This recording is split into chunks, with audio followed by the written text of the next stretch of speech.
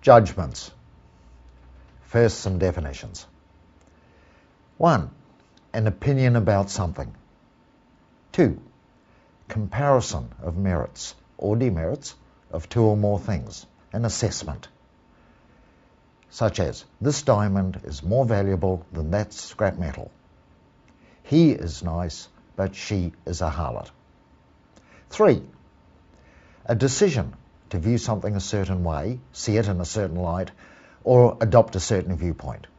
For example, that is a really beautiful butterfly, or that is a disgusting insect. As is evident from the definitions above, this whole subject of judgmentalism is more far-reaching than has previously been defined. Our Western culture has been inculcated with biblical beliefs arising from such texts as, "Judgment is mine, saith the Lord," and "Judge not that ye be not judged," thus colouring the subject with an aura of bad or mustn't do. Such a view is fundamentalist and simplistic in the extreme, but so culturally implanted that everyone knows it is a bad thing to judge or to come from judgment.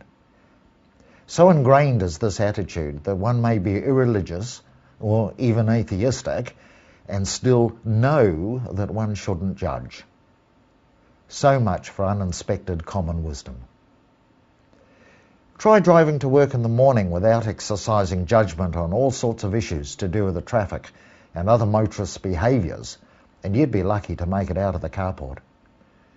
Your very ability to survive is in direct relationship to valid judgments being exercised on all sorts of matters, and those failing to do so are often seen as lacking judgment, referring to a flawed ability to correctly and critically appraise in given situations. So the item at issue is not so much judgment as such, but rather the appropriateness or otherwise of the particular judgment being entered into. Judgment itself is neither good nor bad, it simply is. Appropriateness is more what we should be looking at. Realize the statement, "What a beautiful sunset," is in fact judgmental, though who would want to withhold an appreciation of nature on some simplistically misidentified moral ground?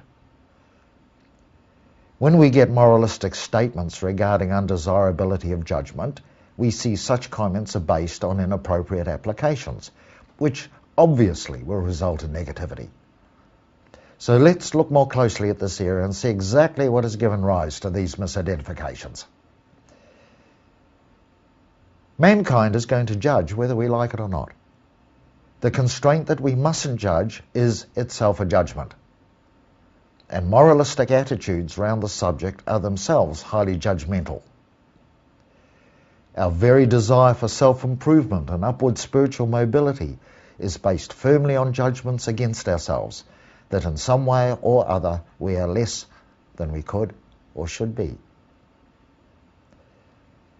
Judgment is simply a decision to view a certain thing a certain way.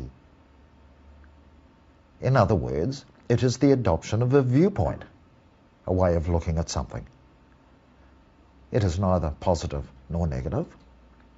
It is simply, I repeat, a decision to view a thing in a certain light. So far, so good. By exercising this ability, a strange phenomenon occurs. We begin constructing sets of attitudes by which we evaluate the world around us into a complex construction of realities from which we view the world, like donning a pair of coloured spectacles. This then becomes the way we see the world and its many components, coloured by our decisions to react, respond, interact, etc., in ways dictated by our judgment decisions. All criminals are evil and deserve to be punished is nothing more than a judgment that we have firstly created and secondly bought in on, and will affect our responses and behaviours throughout that area.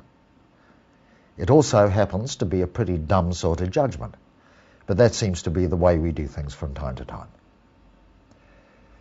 So submerged are we in a mountain of such attitudinal decisions, which we incidentally have forgotten we made, that the entire physical universe is now seen through a veritable kaleidoscope of judgmental colours, all out of present time and not pertaining to what we are looking at in the present time of here and now. Thus, ability to see clearly or function appropriately in any given situation is drastically reduced to a set of highly questionable, pastime set of self-created parameters. And having forgotten, or not having even realized we were making judgmental decisions at the time, it becomes difficult, in fact, virtually impossible, to break free of their continuing influence. If there is anything wrong with judging, it is this: our judgments create the way we see the physical universe, and therefore the way it affects us. We are the victims of our own judgments. By neither realizing nor remembering that we have created a viewpoint out of nothing, we are bound to that viewpoint forever, or until we recover the recognition of what it is, at which time we can exercise influence over it should we want to. Can this in fact be done? Yes, comparatively easily when you've learned how. Now here's something to worry about. Positive judgments entrap and disempower a person to a greater degree than the negative ones.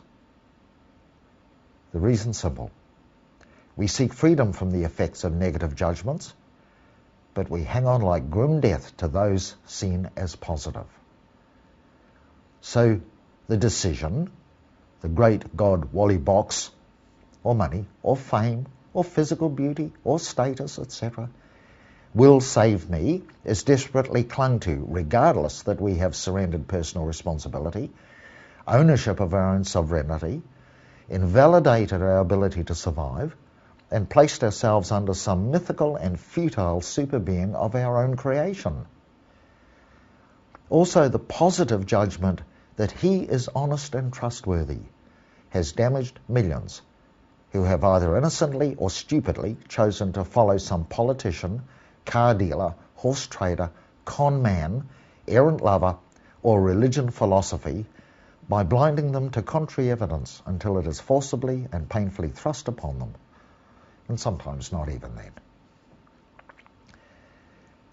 It is a strategy of certain people to blame us of coming from judgment, when what they are really doing is seeking to dissuade you from seeing they are up to something decidedly shonky.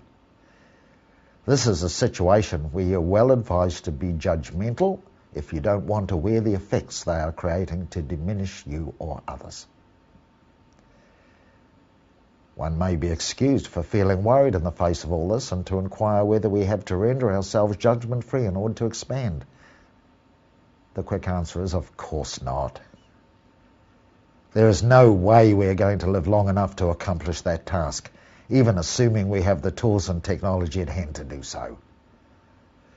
Plus, we don't want to remove ourselves, at this stage anyway, from the benefits of judging appropriately. We only need to know how to whenever the need arises. The difference between judging and discriminating is a fine line. If we were to free ourselves of all judgment, we would also have lost the ability to discriminate. The answer lies in being able to tell the difference in any given situation. We do not have to continually fix the car for the rest of our days, but it is handy to be able to fix problems as and when they need attention, or have access to a good and affordable mechanic, that is a clearer, who is up to the job. Infinitely preferable is the option of being your own mechanic, so to speak, there being so few good ones around at this particular point in time. This may mean that a course in basic car repair could be a handy thing to engage in. Not all our judgments are wrong. In fact, many of them serve us well. The bad aspects are that we don't even realize we have so many, what they are, how to deal with them, or which ones are taking us out and need attention. So a little basic mechanical knowledge seems a good idea as a starter. And as we travel the road accumulating knowledge, insights and experience, we will inevitably become increasingly better mechanics to whatever point of excellence, small or large, that we may choose to attain. It's all a matter of judgment, really.